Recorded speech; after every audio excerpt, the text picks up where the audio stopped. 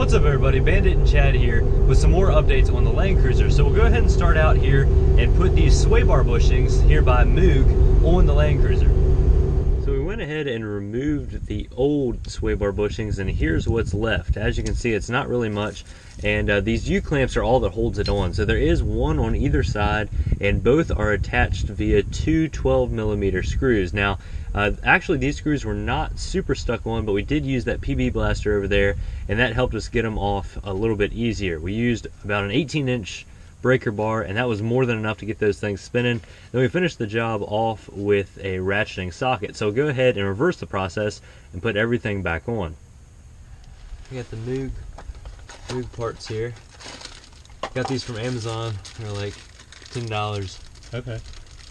Maybe not even that for the pair of them, so pretty reasonable there. They'll do. Better than what was on there. Yeah, these actually have some shape to them. Here's Yeah. one for your side. Oh man, these feel a lot better too. Go ahead and stretch them over.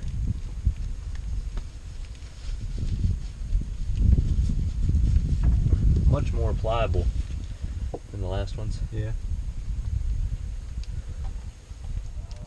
Mine seem to be in place now for whatever reason. Mine's just not quite there yet. It's getting close. Mm-hmm. You might be able to draw it up when you put the bolts in. Well, that's what I was thinking. Last case, or worst case. I don't know. Let me mess with it here for a little bit longer. Alrighty. There you go. You're getting. Is it getting closer? Mm-hmm. I can't really see it. Yeah, from what I can see. Yeah, you're getting closer. All right, I see that's probably close Yeah. enough. Yeah. That's about where mine's. I'll start holding, and you can just go ahead and work yours into position.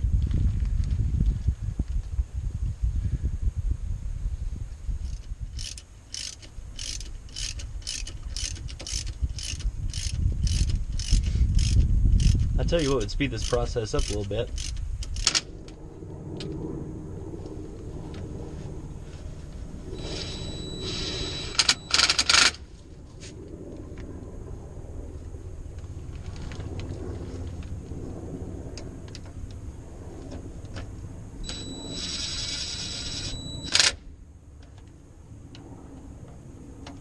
Am I on it? Yeah.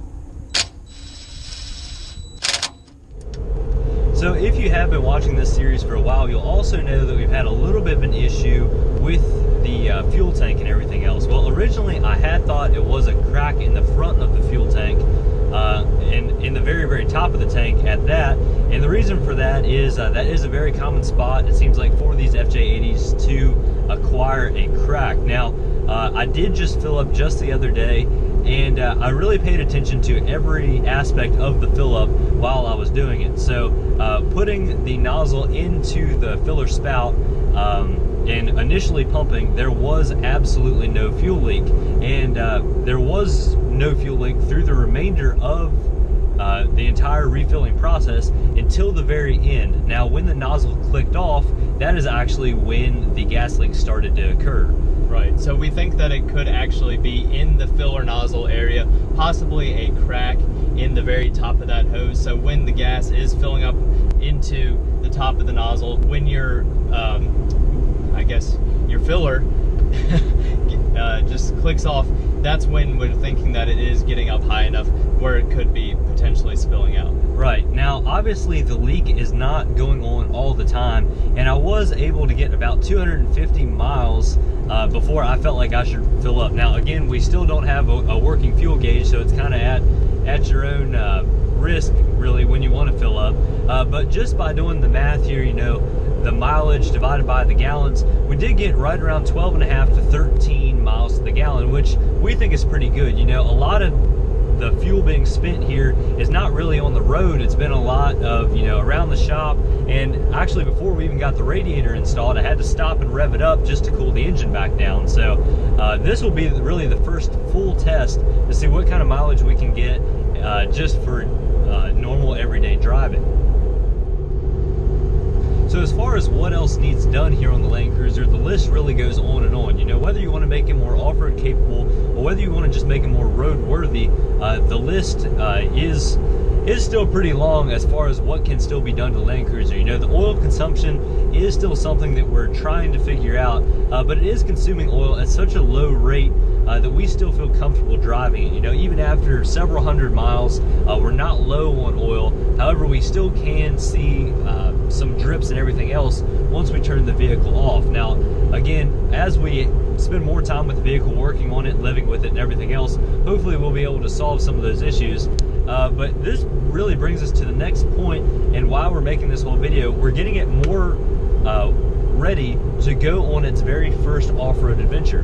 Right, yeah, so we are going to be going up to Flagpole near Harrisonburg, Virginia, and we're really going to put this thing to the test. You know, after we've done the few kind of housekeeping items, if you will, and we've gotten the new tires put on it, and we're definitely going to be able to put this thing to the test, and hopefully we won't run into any issues. Exactly. Now, we have had both of our trucks up there, and Flagpole is not, you know, it's not the hardest trail that you'll ever encounter, but there are enough obstacles out there that we can certainly put the Land Cruiser through its paces. Now, if you're interested in joining us out here on the trails, we will be going on Sunday. If you follow us on Instagram, you'll have already seen quite a few different invites from us and our friends. But if you are in the area, please let us know, and we'd love to see you out there.